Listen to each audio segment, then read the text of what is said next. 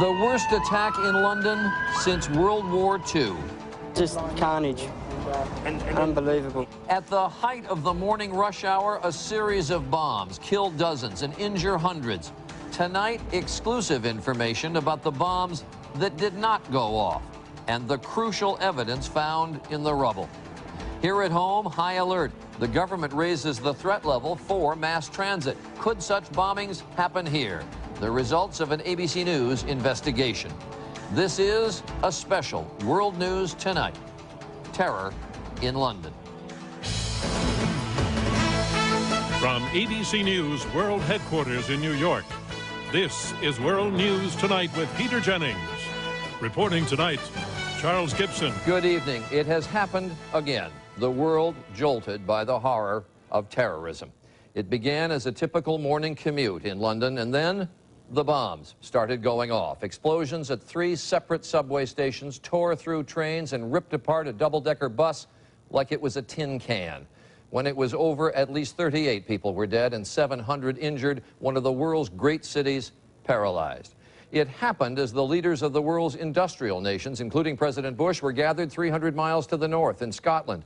The agenda for their meeting shifted instantly, perhaps part of what the terrorists intended.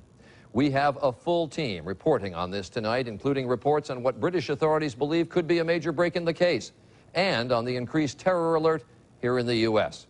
We're going to start with ABC's David Wright in London. Carnage and chaos in the morning rush hour. Sorry, we've got a major incident here. Sorry, can we move off the road, please? Move to the side, please. When trains and buses are always packed. My sister, she was hurt, and she's on the tube somewhere, and she's at Russell Square, but no one's really telling us anything. The 4 explosions all hit in less than an hour. People screaming and wailing, people are dying in here, help us, help us. 8:51, the first bomb exploded on the subway between Aldgate and Liverpool stations in the heart of London's financial district. At least 90 people injured there, 7 confirmed dead. 5 minutes later, another bomb between King's Cross and Russell Square, not far from the British Museum. 21 confirmed deaths there. This woman had never ridden the subway before. A ball of fire came in, and then just everyone started shouting on the carriage that blew up, and there was this awful screaming of people like just help, help, help, and it's just indescribable. These images were recorded on a cell phone by one of the passengers trapped on a train. Eventually, they all had to hike through dark tunnels to safety. You couldn't see past your nose. It was the smoke was so intense. On the tracks, it was okay. Very difficult to breathe. And everyone, just kind of long story short, thought they were going to die. People started saying prayers. It was mayhem, and then the driver came out of the carriage, and which was quite scary because he shone a red light, and we all thought it was, I thought I was dead. At 9:15, a third explosion at Edgware Road, a largely Muslim neighborhood. This time, the blast was so powerful, it tore through the subway wall and damaged 2 other trains on adjacent tracks. 7 more people killed. At 9:46, the entire subway system was shut down.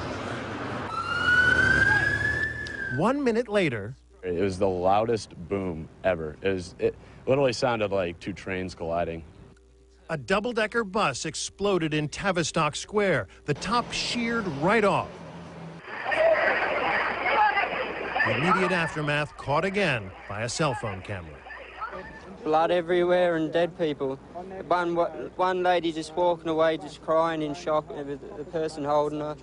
It's not clear how many people were killed in that attack. The blast spattered blood and pockmarked buildings around it, including the British Medical Association, which was pressed into service as an emergency triage center.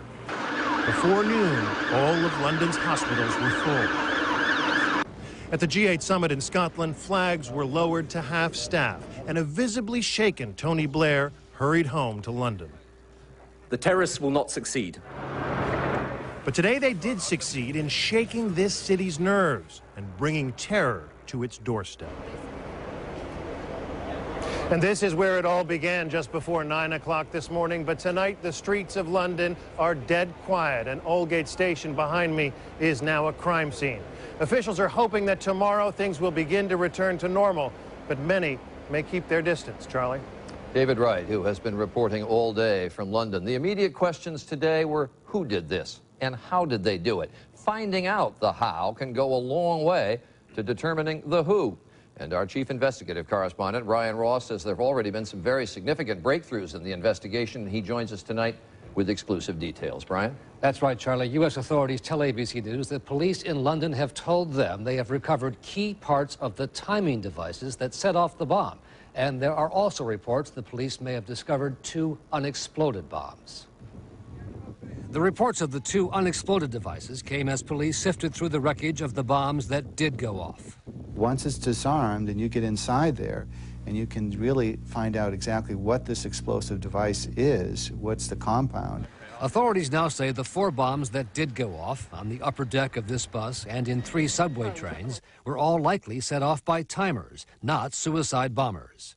Authorities say they have recovered remnants of timing devices, suggesting the bombs were planted in packages or bags and left behind. It's entirely possible that a very small group of individuals was involved. Indeed, one or a couple of individuals could have moved right across the city planting those devices. The London bombings are similar in many ways, with the coordinated attacks on Spanish trains in Madrid 16 months ago that killed 200 people. The most important piece of evidence in Madrid was the discovery of this backpack in the rubble. Inside was an unexploded bomb, now being carefully examined by London police. A cell phone was wired as the bomb detonator, and it was that phone that led police to the terrorists. And they were able to find then who had sold it and to whom they had sold it. London has long been a target and recruitment center for al-Qaeda, and police say they have twice in the last 3 years disrupted plans to attack the London subway system. High on the list of suspects in today's attack is the same man who has been terrorizing Iraq, Abu Musab al-Zarqawi. Officials say Zarqawi and Osama bin Laden have talked of expanding Zarqawi's attacks to Europe and the U.S. The Zarqawi network is apparently recruiting people in the Islamic world and in Western Europe, bringing them to Iraq, finding out who's good and who won't be afraid of fighting, testing them, training them. The only claim of responsibility came today on an Islamic website posted by a previously unknown group calling itself Qiyat al-Jihad. The site claimed the attacks on London were carried out because of the presence of British troops in Iraq and Afghanistan.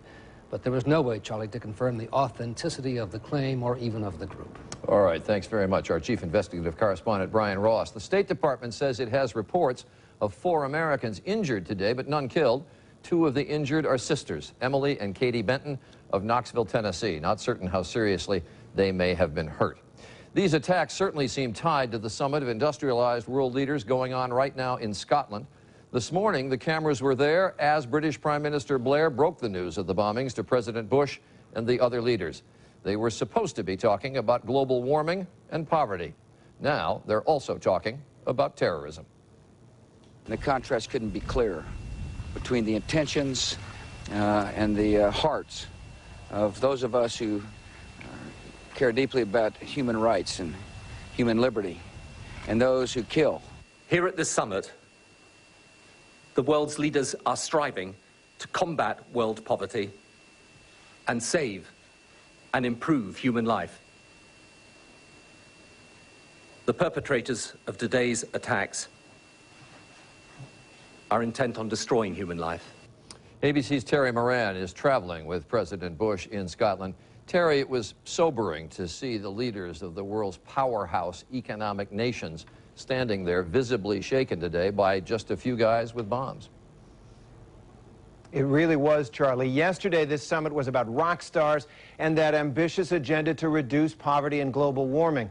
And now a pall has fallen over Glen Eagles. After Tony Blair broke the news to the other leaders, you could see as they sat around that table in their shirt sleeves, just etched in their faces the gravity of this moment. The summit was actually suspended for a time. When they reconvened, according to a U.S. official who was in the room, they all expressed a sense of determination to carry on with that agenda and drew that contrast that you just heard from President Bush and Prime Minister Blair between this hopeful agenda here and the mass murder in London. ABC's White House correspondent Terry Moran in Scotland. London has had long experience with bombs. In World War II, with the Irish Republican Army attacks. That is not to diminish today's attack, which the mayor of London called mass murder. But it may account for the fact that Londoners responded today with what was, under the circumstances, remarkable calm. ABC's Jim Sciutto spent the day on the streets of London.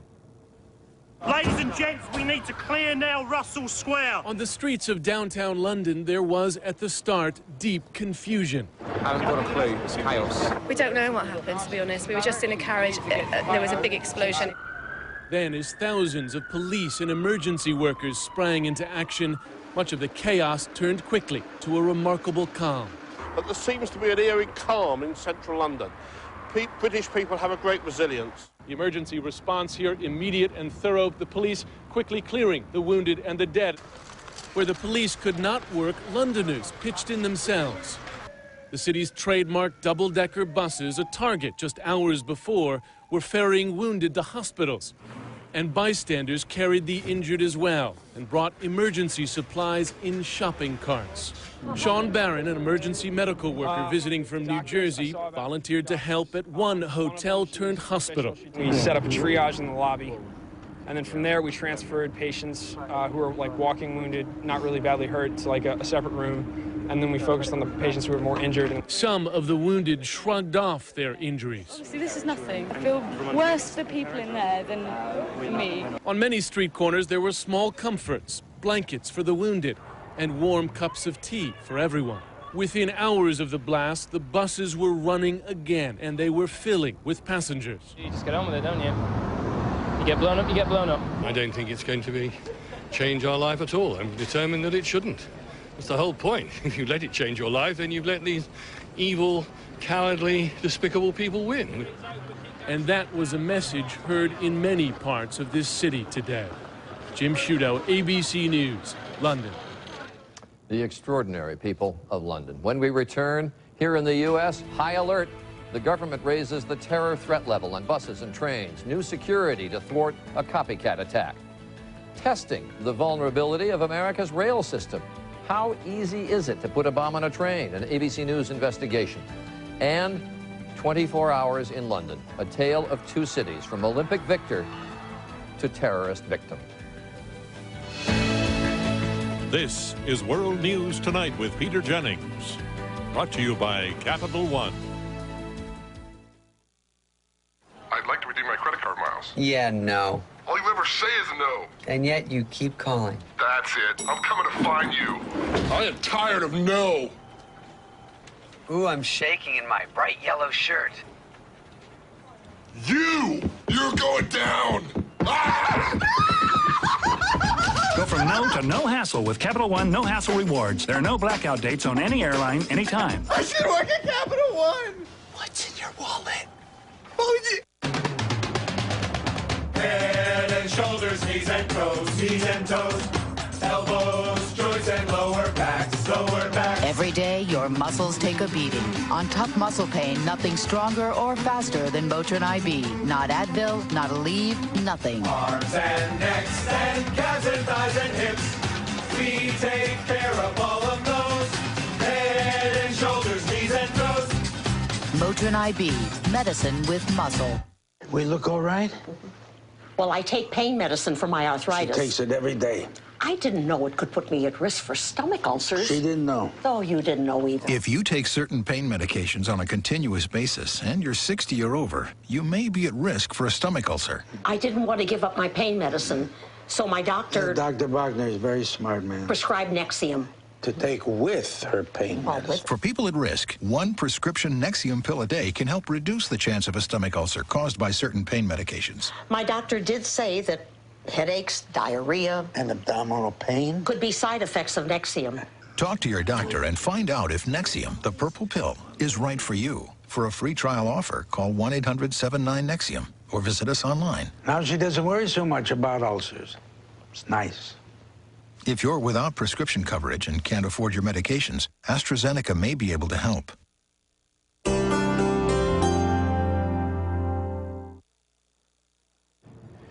We're going to look now at how U.S. officials are trying to keep what happened in London today from happening here. Even while the Department of Homeland Security said there's no credible evidence of an imminent attack, it still raised its alert level for mass transit from yellow elevated to orange high. ABC's Lisa Stark joins us from Union Station in our nation's capital. Lisa? Well, Charlie, 30 million people ride the nation's buses, subways, and trains every day. Today, those transit systems were scrambling to react to the London bombings, and many of them took measures even before the security alert was raised.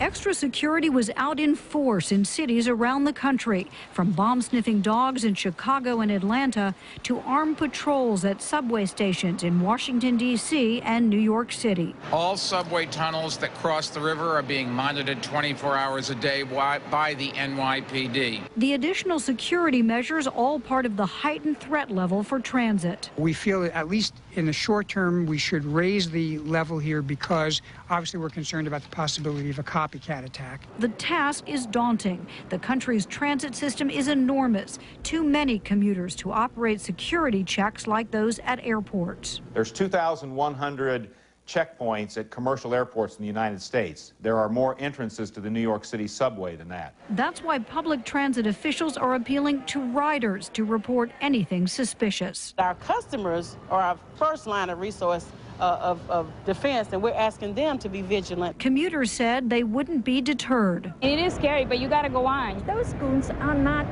going to affect me, my freedom. In Los Angeles and other cities, public transit was not the only concern. We're also looking at government buildings, at infrastructure targets, at cultural targets, religious targets, symbolic targets, because we don't want to put all our focus in one area. Despite all the concern, officials went out of their way to reassure the public. Keep your eyes and ears open. Ride the subways, ride the trains, go to the parks. We will win this war. But one former counterterrorism official said all this extra security, the increased alert level, will do very little. He said it is at best a temporary fix to the long-term problem of terrorism. Charlie? Lisa Stark outside Washington's train station. Also in Washington at the British Embassy today, sympathy and support.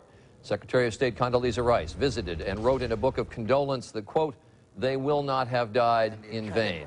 Secretary of Defense Rumsfeld declared solidarity with, quote, our friend and ally Great Britain. And the U.S. Army Band played in front of the embassy.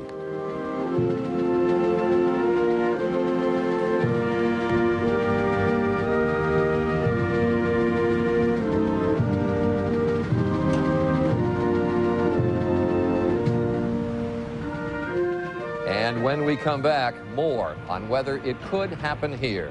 The disturbing results of a major ABC News investigation. Arthritis sufferers have had enough bad news lately. Here's some good news. Aleve is the #1 pharmacist-recommended pain reliever for osteoarthritis for the 6th year in a row. Ask your doctor about the good news. Ask your doctor about Aleve.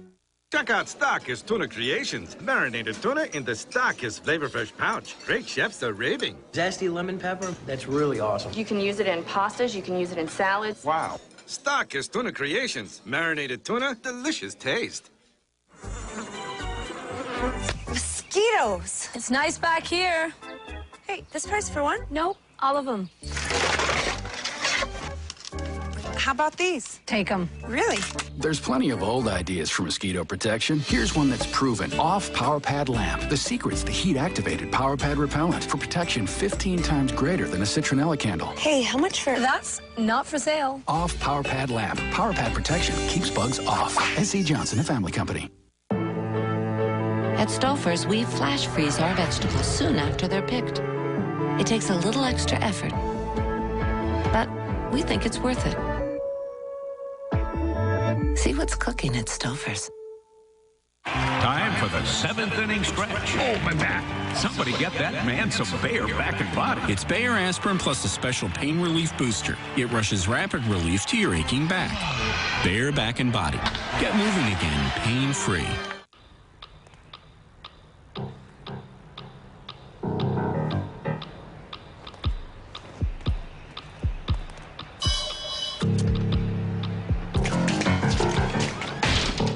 What's going on? It's dryer, slow-churned light ice cream. Tastes just like regular.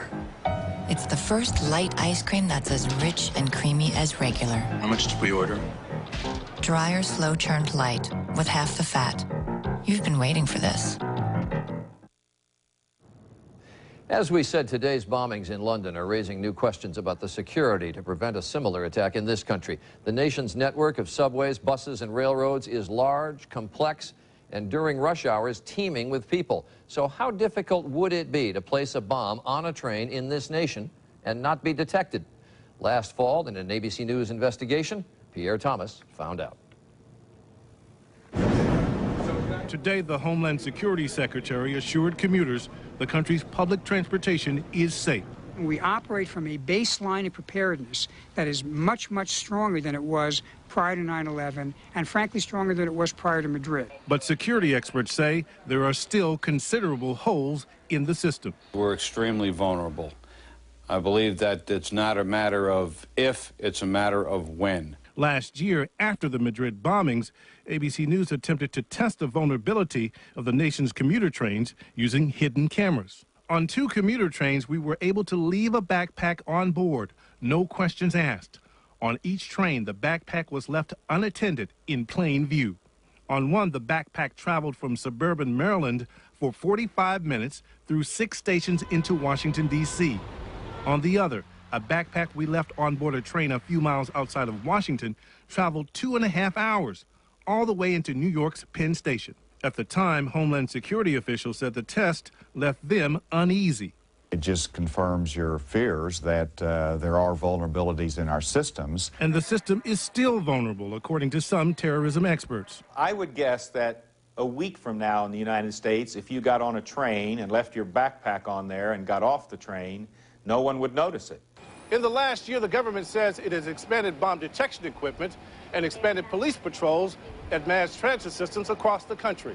Still, some public transportation officials say the government has not done enough. They point to the $18 billion the U.S. government has given the aviation industry since 9/11, compared to the only $250 million provided to public transit. What we question is why so little investment has been made in public transit. Many Americans may be asking the same question tonight. Pierre Thomas, ABC News, Washington. A couple of other stories to report tonight. Word from Iraq of an execution carried out by al-Qaeda kidnappers. They posted a video of Egypt's top diplomat in Iraq, even as they announced they had killed him. Egypt's President Hosni Mubarak called the kidnappers terrorists who trade on Islam, but no religion. In the Caribbean, Hurricane Dennis has strengthened into a dangerous Category 3 storm with 115-mile-an-hour winds. It may hit the U.S. Gulf Coast as soon as late Sunday. These are pictures of the Dominican Republic last night and today. Dennis is bearing down now on Cuba and may intensify even further. Tourists have been told to evacuate the Florida Keys. We'll have a final note about drama and tragedy when we return. For London, what a difference a day makes.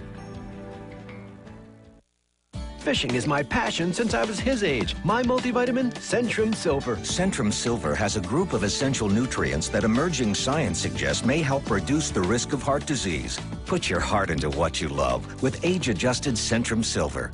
We all wish for good health, but if you're not taking Caltrate, you may be coming up short. The same Caltrate shown to help stop bone loss has also been shown in a clinical study to help reduce a major risk factor for colon cancer. Caltrate, for bone and colon health. Looking for a fresh solution in bladder protection? Then take a look at our new improved Serenity Pads from Tena with Odasor Plus to help prevent odors and a unique soft top sheet with multi-inlets that absorb liquid faster than ever before. Serenity feels dry. You feel fresh. Eyes match your PJs. There's a Visine for that. Tears of joy? No, Dad, eye allergies. Sad about eye allergies? There's a Visine for that. Beautiful. Move it, shake it, Eyes dried out? There's a new Visine for that. For over 40 years, Visine has been the eye expert. So no matter what your eye irritation, red, itch, dry, or even contacts, there's a Visine for that. With my high blood pressure and cholesterol, I'm at a higher risk for a heart attack. So to protect my heart, I exercise. He could do more. And I watch everything I eat. She could do more. Her doctor said she should take Bayer Low Dose. Bayer can prevent 1 in 3 heart attacks, and more doctors take Bayer Low Dose for their own hearts. With our risk, we do more. Aspirin is not appropriate for everyone, so be sure to talk to your doctor before you begin an aspirin regimen. Do more. Bayer. They say your footprint is as unique as your fingerprint. It's like me, unique. That's why Dr. Scholl's created memory fit insoles with memory foam to form to the shape of your foot. It forms right around your feet. For customized comfort, see the doctor, Dr. Scholl's. Seeing is believing. That's what witnesses the Publishers Clearinghouse winning moments say. I didn't think anybody ever won those. But why be just a witness when you can win $1 million August 31st? Watch your mail or go to PCH.com and enter. What happens when you follow 11 single women inside the world of online dating? Do I need some love? Just wait until you see. This is going to be rough.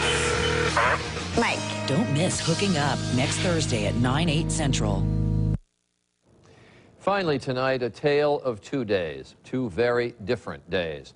Hard to imagine that only yesterday London was on top of the world. The games of the 30th Olympiad in 2012 are awarded to the city of London. The city chosen to host the 2012 Olympic Games. We've done it! London have won it! These were the headlines this morning. Games on. London 2012. But maybe it was The Guardian that summed it up best. One sweet word, London. In papers throughout the world, this was London. Londoners were reading those papers and looking at those pictures as they boarded trains and buses this morning. The news and the newspapers became outdated in an instant. Londoners killed in a despicable attack, killed in the oldest subway system in the world. For Londoners during World War II, the subway tunnels were a place of refuge, a place where thousands of people could take shelter during the German Blitz, the bombing of London. But today, the bombs were underground. Today was the worst attack on London since World War II. 2 very different days, 1 resilient city. And that is our report on World News Tonight. Later this evening at 10 p.m. Eastern, Diane Sawyer will have a full hour with the latest on the attacks today, the investigation, the survivors, and the impact for the United States. I'm Charles Gibson. For Peter Jennings and for all of us here at ABC News, good night.